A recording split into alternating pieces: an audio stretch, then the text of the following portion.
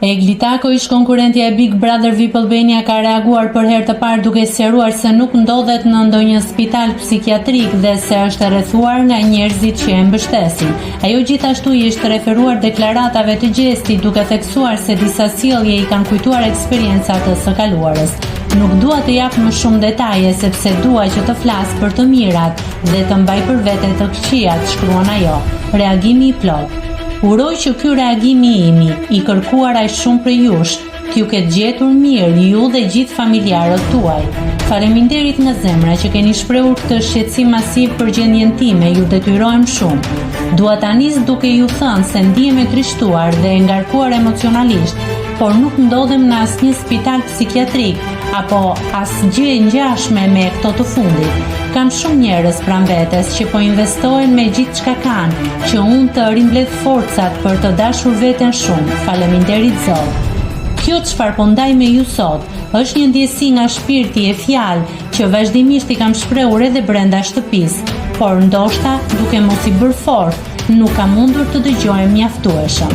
Fatkeqësia e narratives së historisë ime, nëse më lejoni ta quaj të tillë, mediatikisht mendoj se ishte fakti që nuk ju dha zë të paktën mjaftueshëm pamjeve, ku edhe mua më citoi sinqerisht fjalia, qasje romantike e konfirmime se një ndjenjë ka lindur, se ka një vlerësim, tërheqje e pëlqim, se shoh një perspektivë tek ajo e gruas në të ardhmen, se s'mund të ndodh dot larg meje, siç tha e të tjera, siç vetëm një partner ose dikush në këtë tentativë mund të drejtohet. Puthje, ledhatime, përqafime, prekje e ëmbla e çdo lloj kontakti, qoftë edhe nëpërmjet syve si një njeri i përfshirë në ndjenja, bëjnë e kanë një peshë të madhe përballë dikujt që ndjen për ty, të japin shpresë.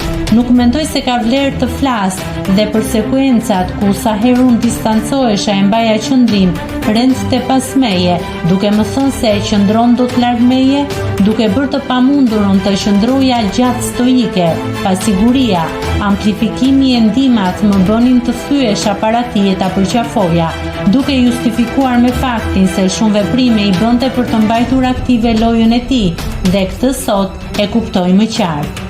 Unë nuk mund t'i mohoj e t'i lexoj ndjenjat, por veprimet i kam lexuar si të tilla të sinqerta. Për këtë arsye, zgjodha të qëndroje vërtet në ndjenjat e mia, t'i lejoja të më ndikonin, aq sa edhe vet ai nuk kërkonte të bëja. U përpoqja shumë të kuptoja lojën e tij strategjike me pjesën tjetër të shtëpisë, qoftë edhe kur ajo logjikonte respektin ndaj vetes sime. U shqetësova dhe kujdesa më shumë për dikë tjetër dhe emrin e tij aty brenda se për veten, sepse e tillë jam unë kur e dua dikë, ose më saktë, e tillë kam qenë e shpresoj shumë të kem marrë një mësim këtë herë, sepse askush nuk duhet vënë para vetes. Në fund lëndohesh ti dhe vetëm ti. Si një njeri që bën shumë për të tjerët deri në vetmohim, tërheq narcisizmin drejt meje, kundërta jote të tërheq. S'është hera e parë që më ndodh, ndaj dhe jam shprehur që disa tipare më kujtojnë dikën në të kaluarën time pa pasur dëshirë të jap më shumë detaje, sepse, siç kam thënë, dua që të flas për të mirat e të këqijat i mbaj për veten time. Për këtë më duhet ta sqaroj. Unë jam më mirë, çdo ditë që kalon më bën pak më të qartë panoramën dhe mbi të gjitha, nuk dua të lëndoj më familjen e veten time. Vazhdoj të kem ndjenja, nuk mundem dot t'i fik buton, por të qenurit në distancë më bën ta kem më të ftohtë realitetin dhe të jem më pak e ndikuar emocionalisht nga prania 24/7 që deri në momentin e daljes ishte e pamundur ta shmangja. Më ndikonte shumë emocionalisht. Malli është më i menaxhueshëm për mua se sa prania, po merrem dal nga dal me veten time për t'u ngritur me efort. Për të gjitha momentet tona të bukura që më bën të përjetoja lumturi dhe ndjenja të forta, i them faleminderit me gjithë zemër, por ka kohë edhe për veten. në ndërgjegje e të vërtetën e kësaj historie dhe ka zgjedhur të deklarohet se asnjëherë s'do mundeshim të kishim një relacion romantik, mendoj se nuk kam arsye të takoj jashtë shtëpisë, të paktën për një diskutim të këtij lloji.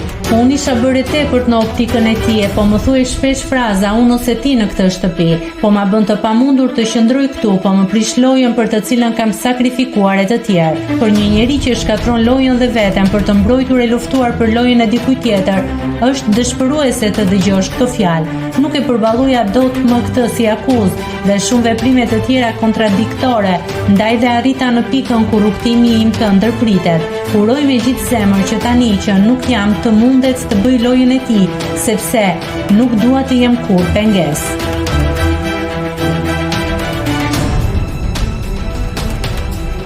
Nëse klikoni mbi butonin subscribe, do t'ju shfaqen të gjitha publikimet tonë. Ju ftoj t'i bëni subscribe kanalit, të pëlqeni videot dhe të lini komentin tuaj.